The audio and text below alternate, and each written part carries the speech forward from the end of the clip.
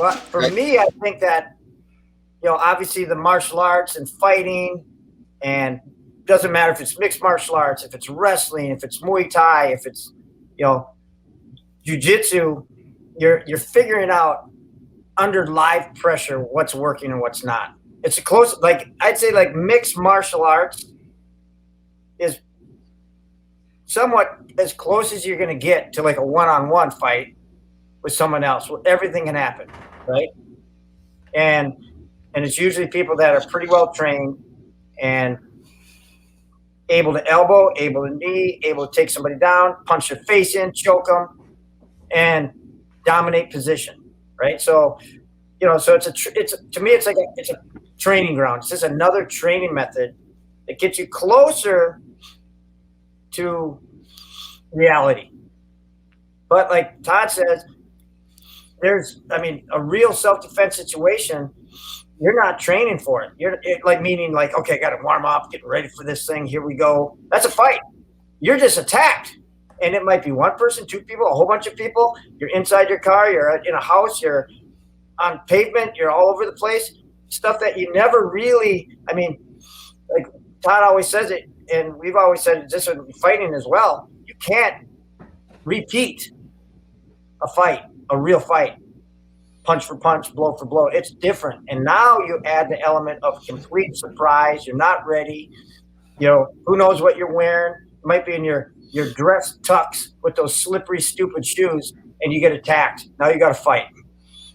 All right, Todd, what have you got to add to that? I think that some of the confusion that's out there is that sport fighting and self-defense, that the training and preparation for it is mutually exclusive. Like somehow they don't intersect. There's no Venn diagram there.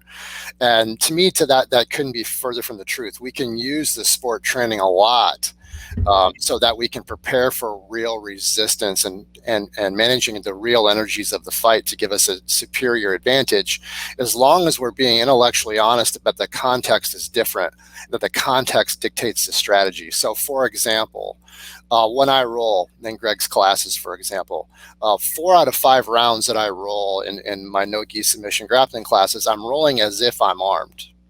Okay, so I'm always thinking about that context. 1 out of 5 rounds, I just have fun and I roll for sport and I don't think about my weapon, and I can extract. This is a tip that I got from Greg many years ago.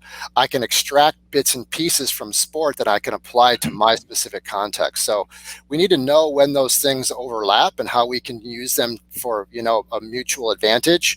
But we also need to be intellectually honest about where the separation takes place at the same time.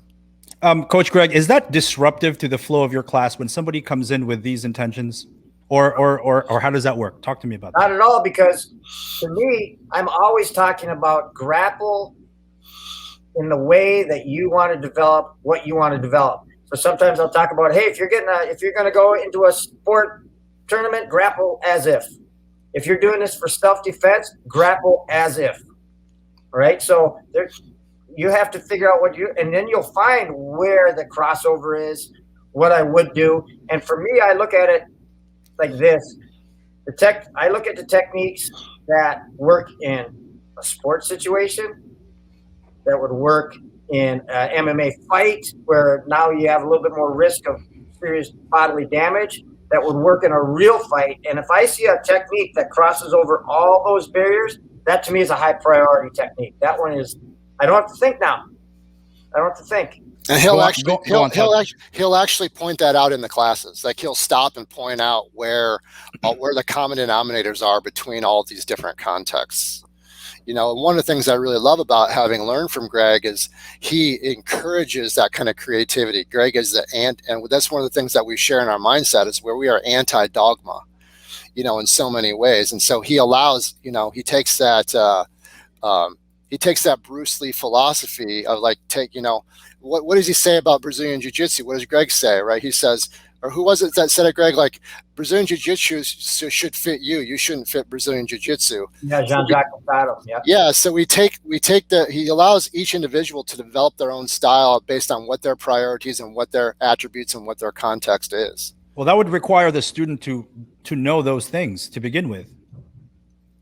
Yeah, and they would need to know why they're doing this, why they're in your class. Yeah, and sometimes they have no clue at first.